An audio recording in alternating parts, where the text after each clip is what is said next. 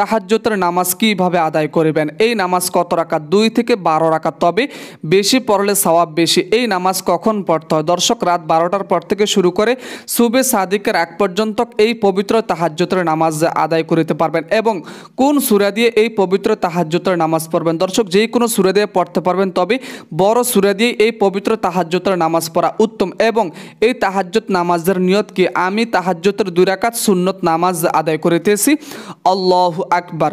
এই তাহাজ্জুদের নামাজ কেন পড়বেন? কারণ সকল নফল নামাজের সেরা নফল নামাজ পবিত্র তাহাজ্জুদের নামাজ। এবং এই নামাজের ফজিলত কি? দর্শক, ফরজ নামাজের পর সর্বোত্তম নামাজ হচ্ছে রাতের তাহাজ্জুদের নামাজ, মুসলিম শরীফের হাদিস। এবং এই নামাজ পড়লে নিরাপদ ও নির্বিঘ্নে জান্নাতের মধ্যে প্রবেশ করতে পারবেন। সুবহানাল্লাহ।